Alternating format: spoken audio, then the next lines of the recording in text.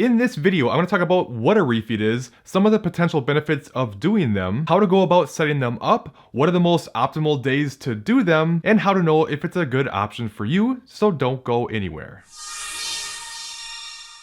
So a refeed is basically a day or more where you increase calories, usually through carbs, which I'll talk about why here in a minute. So for example, instead of eating 2,000 calories every single day of the week, you could do a single day refeed where you eat maybe 1,900 calories 6 days a week and 1 day of 2,600 calories. Or you could take a double refeed approach where you eat 5 days of say 1,800 calories and 2 days of 2,500 calories. All three of these approaches average 2,000 calories per week. It's just how you divvy up your calories each day. Now, before I get into some of the benefits and all that, I do want to stress this is different than say a cheat meal or cheat day. I have videos talking about this, how I don't recommend them, how the term cheat is dangerous because it implies you're doing something wrong. You can go on free-for-alls to undo all your progress, but that's not for this video. But the main difference is a cheat is anything and everything. A refeed is still controlled, but you do get the mental benefit of enjoying more food. But before I get into how you can calorie cycle and all that, I want to be very clear here, and I think for the most part, it really is your total average calories for the week that matters the most, regardless of how you split this up. Now, there can be some potential benefits of calorie cycling, and I think more of the benefits usually come for people who are much more lean, especially when you get really lean, whereas the benefit may be less for people who are more obese, and this just makes sense because when you have more body fat, you have more energy supply, so when you get really lean, you have very few energy reserves, so these higher carb days may have a bit more benefit. And that is one of the benefits of going through a refeed approach. Sure, you get a little bit less calories other days of the week, but now you have a day or two of much higher calories where you have more flexibility in your diet. It may be easier to stick to lower calories because now you have a day or two to look forward to. And let's be honest, we all can use some more food sometimes. But besides just the mental benefit, there are some potential physiological benefits like keeping your hormones and metabolism in a better place, better lean body mass retention, improving glycogen storage and things like that. But it does appear to get these physiological benefits, you do need consecutive day refeeds, whereas a single refeed doesn't seem to have that same benefit. For instance, this study from USF took two different groups. They had both of them end up with a weekly 25% calorie deficit, but one group ate in a 25% deficit every day of the week. The other group ate in a 35% deficit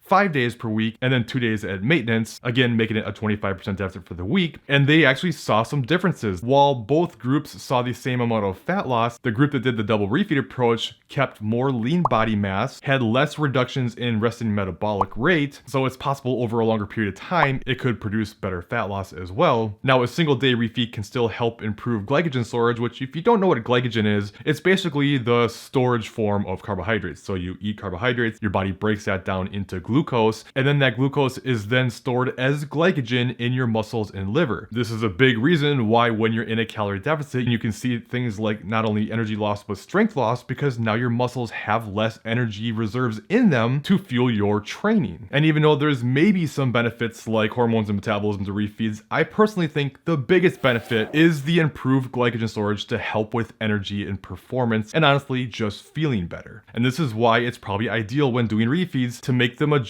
of your increase in calories through carbs to get that glycogen benefit. So what I typically roughly recommend for setting up your refeeds is to increase your carbs by about 50%, and it's not an exact science, and you can go either direction around 10 to 20% depending on how things work for you. But as an example, if you're eating 100 grams of carbs on your low days, then you could eat around 150 grams of carbs on your refeed days. And I will usually also bump up fat a little bit, maybe 5 to 10 grams, if for no other reason just to help with the digestion of those extra carbs, as well as some extra flexibility in your diet. And as much as I usually don't say to reduce protein, I sometimes will drop protein a little bit in a refeed day, maybe around 10 grams or so, because one, carbs are protein sparing, and two, it allows for us to give you a little bit more carbs to get that energy benefit and to get a little bit more flexibility with your diet as well. But by all means, keep your protein up if you'd like. Now, if you're like me and don't do full macro tracking and you do more like calories and protein like I often recommend because it's just much more flexible, then probably more of the benefit for this is going to be for the mental benefit. You'll maybe go out on the weekends and enjoy more food, maybe include a drink or two with your diet. And it's not like there still aren't some physiological benefits too. It's just more